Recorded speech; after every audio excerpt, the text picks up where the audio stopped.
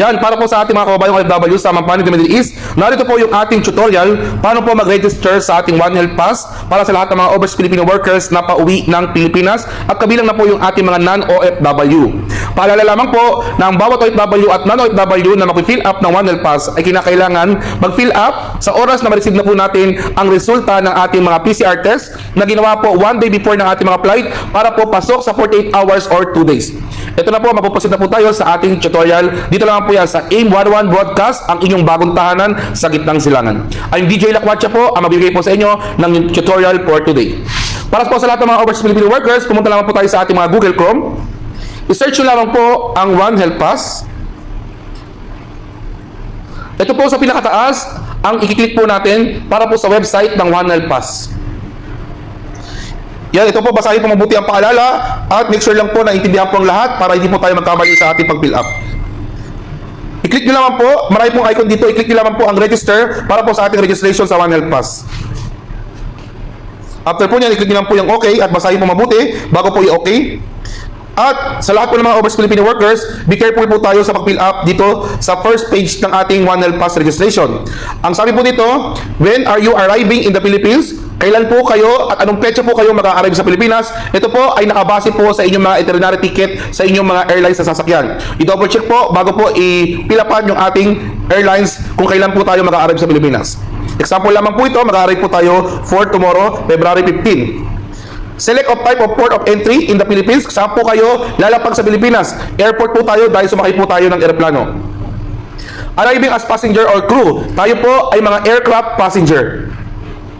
Classification. Ito po, be careful lamang po sa lahat ng mga overseas Filipino workers. Piliin nyo po ang OFW.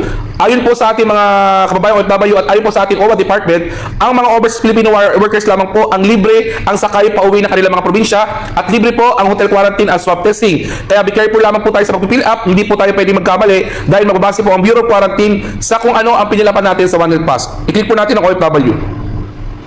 Next.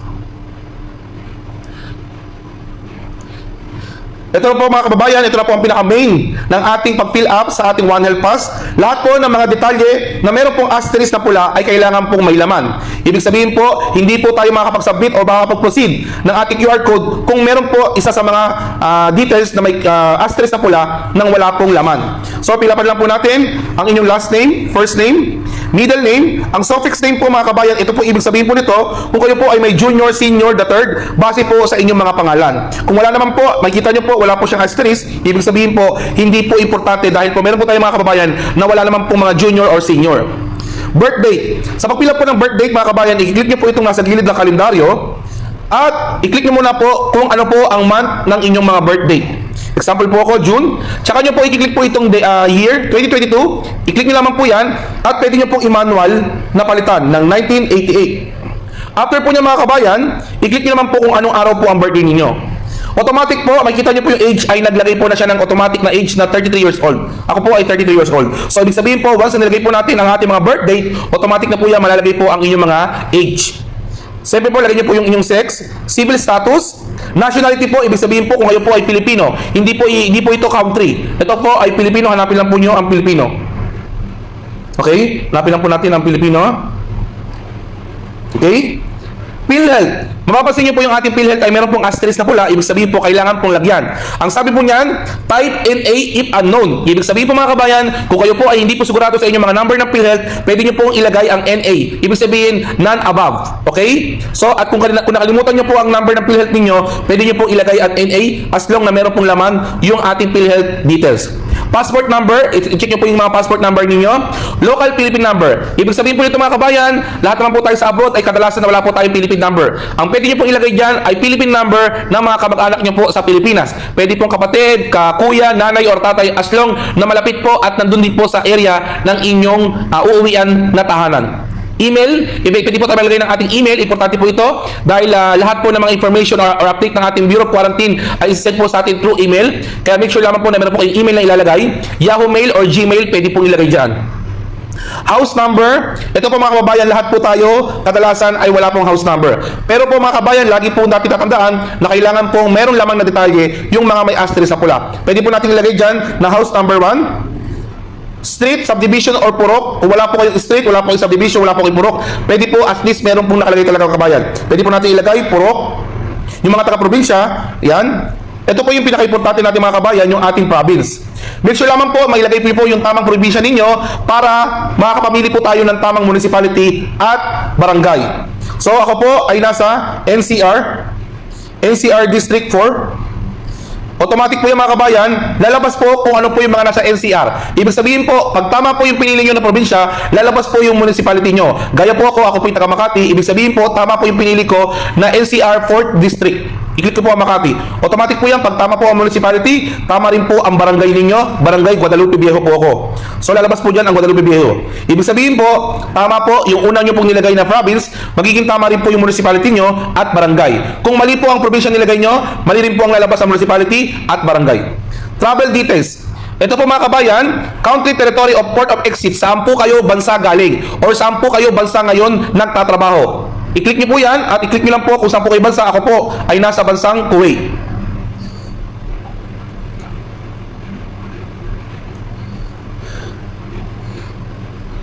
Ito po, airport or seaport of arrival. Saan po tayo lalapag sa Pilipinas? Saang airport po tayo lalapag sa Pilipinas?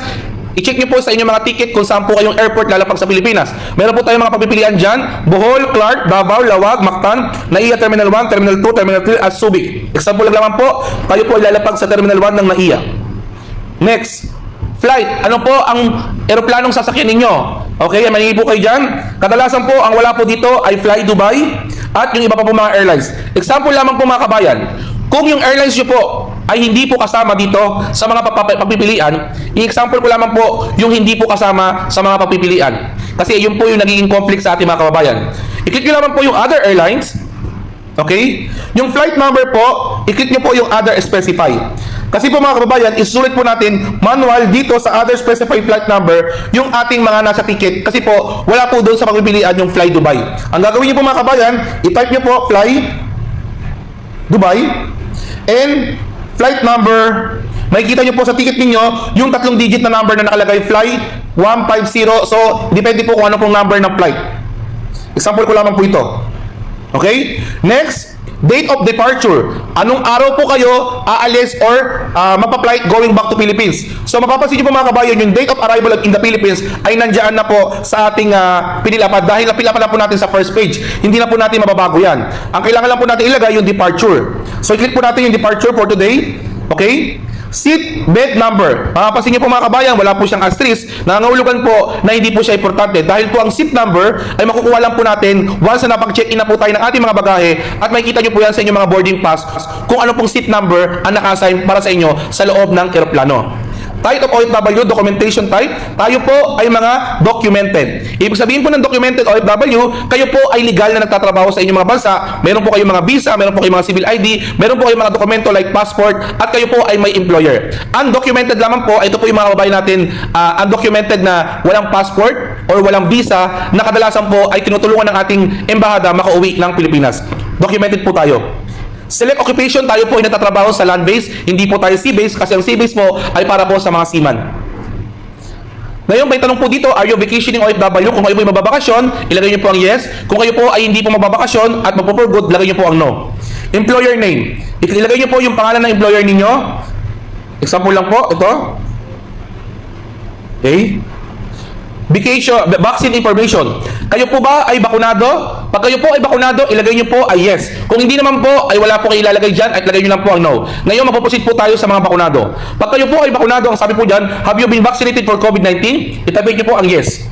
Automatic po dyan mga kabayan, lalabas po ang choices. Kung kayo po ay bakunado ng first dose, ilagay nyo po ang yes. At kailangan nyo pong fill upan ang mga detalye ng inyong pagkabakuna ng first dose. Nakalagay po dyan, date of first dose. I-check nyo po sa mga vaccine certificate ninyo. Kabilang na po yung mga kababayan natin OFW sa bansang Kuwait, doon po sa ating mga immune app certificate. Hindi po natin pwedeng hulaan ang mga date ng ating pagkabakuna ng first dose dahil i-verify po ito ng ating Bureau of Quarantine. I-double check po, kunyari po, ang aking first dose is, i-search muna po yung ating date, August. Then, i-check po yung year, 2021. At anong day? 14. Name of vaccine po, mamili po kayo dyan. Nandiyan po yung ating mga brand ng bakuna. So, Oxford AstraZeneca po ako. Saan po kayo binakunahan? Ako po yung nasa bansang Kuwait, kaya select ko po ang Kuwait.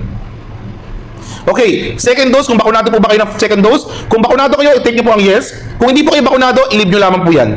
Okay? So, bakunado po ako ng second dose, i-type ko po ang yes. Lalabas na naman po ang mga detalye na kailangan kong ilagay. Okay? Okay, bakunado ako ng second dose ng, sabihin na lang po natin ng October 14, 2021. Okay? Ano pong brand ng bakuna? Oxford AstraZeneca din po. Select of countries, saan ko po na bakunado ng second dose? Siyempre, kung saan bakunahan ko sa second dose sa Kuwait po. Ngayon po, ito po yung importante sinasabi natin, kaya po pinapaalalahanan natin yung ating mga kababayang OFW na mag-fill up lamang po tayo ng ating One Health Pass sa oras na na-receive po natin ang ating mga PCR test result. Makikita nyo po dyan, nakalagay po, upload vaccine card certificate. So make sure lamang po, yung inyong mga vaccine certificate sa immune apps ay naka-download at nakalagay na po sa ating mga gallery, especially po yung ating mga PCR test result. Ang kailangan po natin i-upload yung mga original copy na especially po sa mga PCR test na sinasend po natin through link ng ating mga hospital at yung ating mga vaccine certificates sa immune apps. Choose file lang po, files, tapos kunyari lang po ito kabayan, kunyari ito lang po, mamimili po ako dito, kunyari ito po yung ating vaccine certificate. Okay? Choose file. Select. Yan para po sa ating mga kabayan, regarding naman po sa ating mga PCR test. So, ibig sabihin po mga kabayan, pag na-receive na po yung PCR test nyo, make sure lamang po na nandun po sa ating mga gallery. I-click po natin yung yes, dahil po meron tayong PCR test, at kailangan po kinuha po ito 1 day before the flight para pasok po sa 48 hours na validity before departure upon arrival po sa ating mga paliparan. Choose file po. Example lang po ito. Okay? Select. At automatic po yan na naka-upload po. Nakita nyo po yung JPG, ibig sabihin po naka-upload na po yung mga picture ng vaccine at yung ating PCR test. Siyempre, date of swab, kailan po kayo at anong petsa po kayo sinab dito sa inyong mga bansa. Okay, example po, swab po ako 13 kasi 1 day before the flight. Okay? Ito po, countries of travel, mapapansin nyo po mga kabayan, wala po siyang asterisk sa pula. Ibig sabihin po, hindi nyo po kailangan fill-upan yan. Exposure of history, kayo po ba ay na-expose sa COVID-19? Ilagay nyo po ay no, kung hindi po kayo na-expose. Kung kayo naman po ay exposed or nagka-COVID-19 at kayo po ay gumaling na at may negative PCR test, hindi nyo na po kailangang ilagay po ang yes. Ino nyo lang po siya. Clinical information, kayo po ba ay nagkasakit after within 30 days, ilagay nyo lang po yung no. Okay? Ngayon po mga kabayan, dito po sa ilalim, actually tapos na po ang ating mag-fill up. Make sure lamang po, bago po tayo mag-enter ng ating CAPTCHA security, i-click nyo lamang po dito yung I hereby at least. I-click po itong box na nasa gilid. At saka po natin i-enter yung CAPTCHA na nakikita natin sa box. DPSBZA. Okay, automatic po dyan, i-submit po natin. Pagka-submit po natin ng ating CAPTCHA, lalabas po dyan yung ating QR code. Lalabas po dyan yung trace QR code. I-click nyo po yung generate QR code na box. Okay, malalabas po dyan na successful generate QR code. I-click nyo po yung generate QR code, at lalabas po doon yung ating QR code na One Health Pass na maximum na kailangan po ay may dalawang kulay, either violet at orange po ang kulay. Yan po para po sa lahat po ng mga kaalaman po ng ating mga kabayang OFW saan man panig po ng mundo. Mula po dito sa bansang Kuwait, DJ Lakwatsa, AIM 101 Broadcast, ang inyong bagong tahanan sa gitnang silangan. This is AIM 101 Broadcast, your new home in the Middle East. AIM 101 Broadcast.